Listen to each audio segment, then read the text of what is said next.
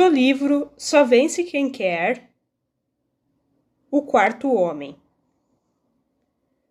Quando Nabucodonosor ordenou que todo o seu reino se curvasse e adorassem a imagem de ouro que havia erguido, houve 3 homens que se recusaram a obedecer o seu decreto. Eram eles, Sidraque, Misaque e Abednego.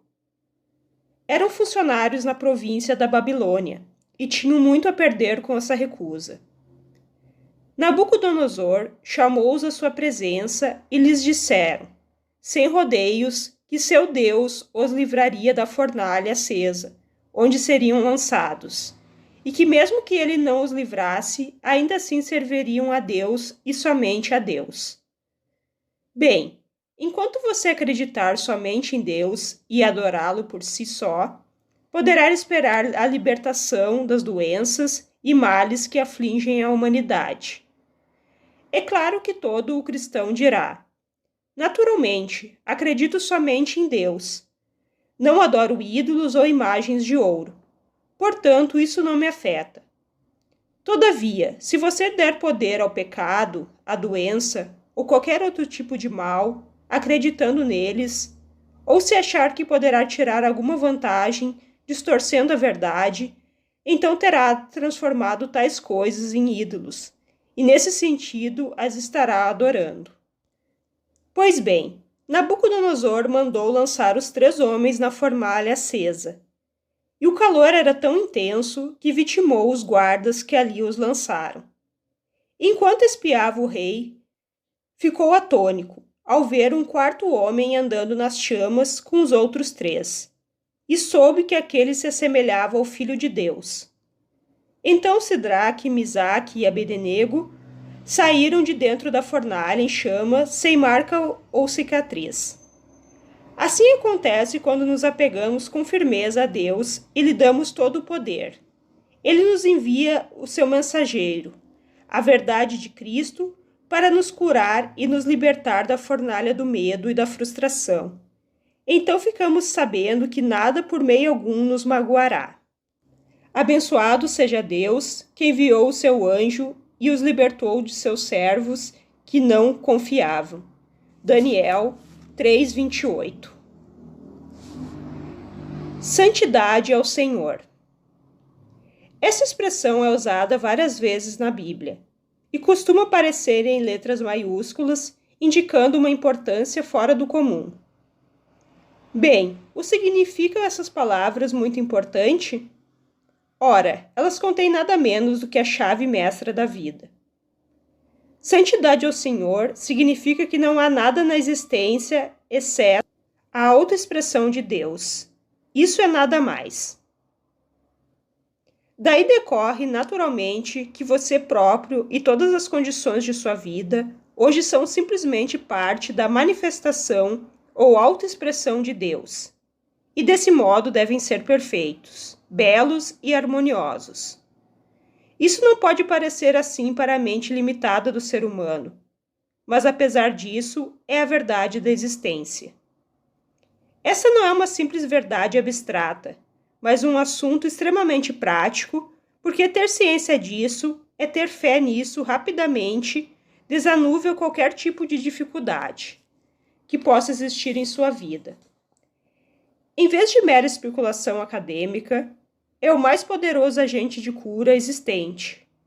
Curará o corpo, acertará todo tipo de dificuldade com outras pessoas, resolverá todos os problemas profissionais, trará inspiração e coragem e colocará seu verdadeiro lugar, se é que você ainda não encontrou. Essas palavras estavam escritas numa coroa dourada que ficava em cima, e tocada de um sumo sacerdote, e uma profecia posterior disse que no dia do triunfo essas palavras estarão nos sinos dos cavalos. É claro que você, como Arão, também é um sumo sacerdote, quando se dedica a perceber a presença de Deus onde parecer estar uma condição negativa, e no seu dia de triunfo, quando sua prece é atendida, que as palavras serão vistas nos sinos dos cavalos. Você conhece esses cavalos. e nessa hora os 3 cavalos inferiores terão sido redimidos para sempre. Um sino é uma proclamação, uma convocação. Tocando-se os sinos da igreja para proclamar o que vai ser realizado um culto e para convocar o povo. E os sinos usados para fins profanos têm a mesma significação essencial. Os sinos dos seus cavalos proclamarão o poder da prece e convocarão outras pessoas para o pensamento mais elevado, porque quando vierem as mudanças que ocorreram em você, se apressarão em obter mais as mesmas bênçãos. Não aceite os problemas como eles se apresentam. Perceba a santidade de Deus onde parece estar o problema. Tenha fé nela e tudo ficará bem.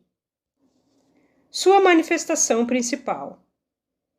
Existem 2 ou 3 princípios fundamentais com os quais todos estamos familiarizados e nos quais acreditamos, pelo menos em teoria.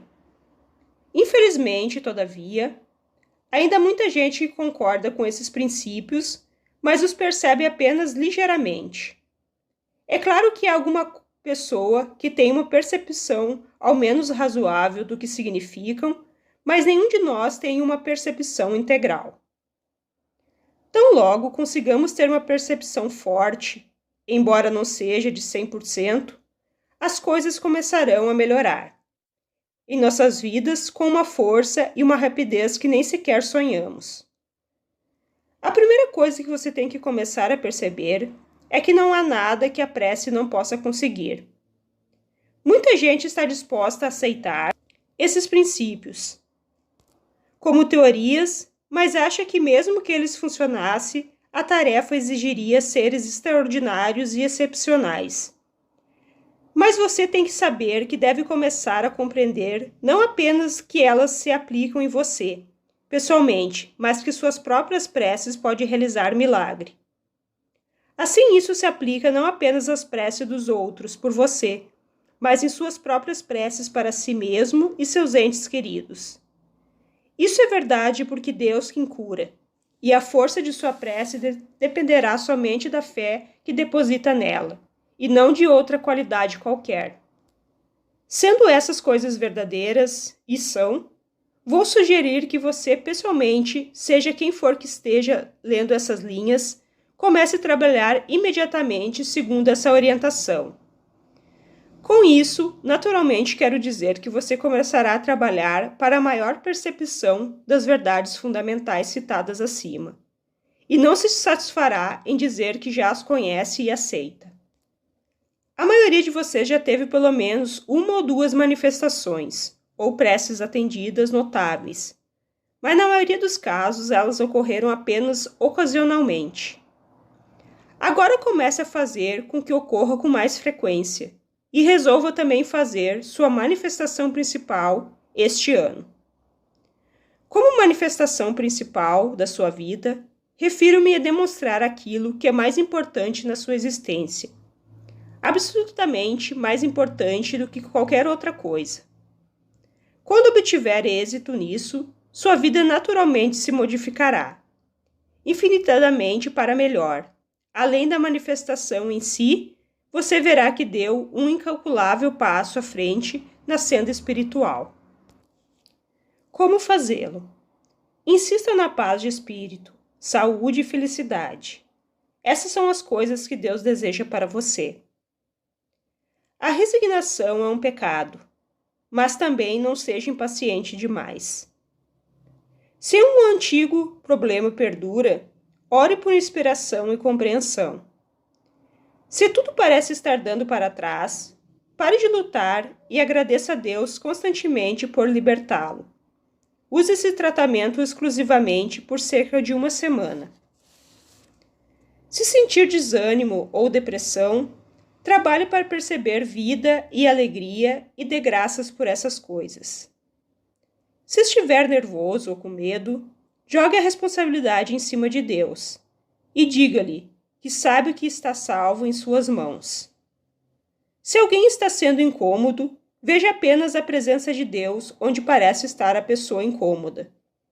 Se quiser progredir mais rapidamente, reivindique a compreensão e afirme que o amor divino está trabalhando através de você. Aquele sujeito ilógico. Há gente que costuma dizer: creio firmemente na doutrina espiritual. Há anos que creio nela, mas nunca consegui fazer com que funcionasse. Não é estranho? E às vezes dizemos com ar de triunfo. Tais pessoas me fazem lembrar de um certo homem que costumava vangloriar-se de que tinha uma moléstia que ninguém podia curar. Parece que tinha desafiado com êxito todo tipo de tratamento conhecido, e sempre sairá triunfantemente vencedor, ainda de posse do seu mal. Sua esposa acabou por curá-lo, exclusivamente pela prece, mas era uma mulher paciente e perseverante. É claro que, se você fica dizendo ou pensando que não pode fazer com que a doutrina funcione, ou que em geral significa que não espera que ela funcione, fazendo uma lei para si próprio nesse sentido. E jamais deve cansar-se de recordar que quando faz uma lei para si próprio, tem de viver segundo essa lei. Você pode já conhecer essa lei há 40 ou 50 anos. Porém, sendo humano, tende a esquecê-la, ao menos ocasionalmente. A mulher do tal homem provavelmente indica o caminho para a superação desse erro. A chave para o sucesso com os tais problemas reside exatamente nas qualidades que ela obviamente possuía. Paciência combinada a uma expectativa suave e descansada do êxito. O paciente a quem curou não é uma espécime rara, nem é desconhecido de pessoa alguma. É provavelmente que deparemos com esse cara, com a cara dele no espelho a qualquer momento.